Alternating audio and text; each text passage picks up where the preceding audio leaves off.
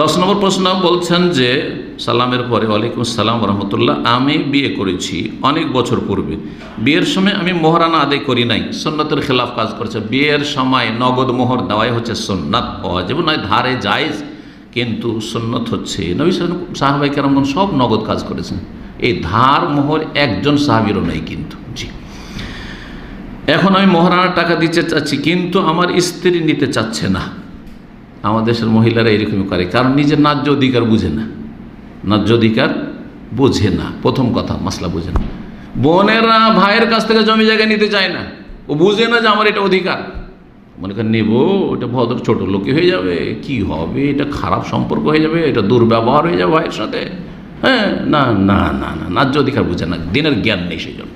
তো আপনার কাছে মোহর নিতে চাই না স্বামীর কাছে, হয় তার অজ্ঞতার কারণে নিজের অধিকার আল্লাহ যে দিয়েছেন সেটা বুঝে না, আর 2 নম্বর হচ্ছে আবেগ ভালোবাসা, অতি ভালোবাসা, আবেগ। এজন্য বলবো যে তার সাথে একটু ঝগড়া করে নেন, আর ঝগড়াটা করে নেওয়ার পরে বললেন যে মোহরটা মাফ করে দাও। ঝগড়া তো হয়েই গেল, কি হয় না হয়, তো মোহরটা মাফ করে দাও। তারপরে যদি মাফ করে দেয় তাহলে ঠিক আছে, এটা হচ্ছে আসল মাফ। যে তুমি ঝগড়া করার যাই করার, ছাড়োয়ার যাই করো, তোমার মোহর মাফ, তাহলে আসল মাফ। আর এইরকম যার কাছে রাত দিন থাকছে, আর তার শরণাপন্ন, তার সংসারে থাকছে, কত জান থেকে বেশি ভালোবাসে, ও মাফ করবে না তো কী করবে, চাইবে? খুব কমই মহিলা আছে চাইবে, তাই না? তো এই মাফ করা আসলে কেন, ওই প্রথম দিন যেদিন বিয়ে করি ওই দিন কেন মাফ চাননি? ওই দিন বলতে যে বিয়ে করতে এসেছি, কবুল করব, কিন্তু একটা কাগজ লেখা পাঠিয়ে দেন যে তুমি এই মোহরানাটা মাফ করে দাও, কারণ তোমার বাবা তো আমার জন্য 4-5 লাখ টাকা বেঁধে দিয়েছে, সম্ভব না, তুমি মাফ করে দাও।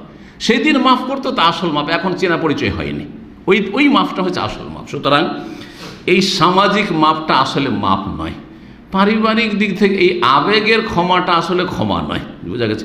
অজ্ঞতার ক্ষমা আসলে ক্ষমা নয়। এলেম আছে, আবেগ নেই, সুস্থ মস্তিষ্কে ঠান্ডা মেজাজে কেউ কাউকে মাফ করছে, এটা হচ্ছে আসল মাফ, এটা হচ্ছে আসল মাফ। জি, সুতরাং এইরকম কথা আপনি সুযোগ নেবেন না, দিতে পারলে আপনি মোহর আপনার স্ত্রীকে দিয়ে দেবেন, আল্লাহ যেন তৌফিক দান করেন। জি।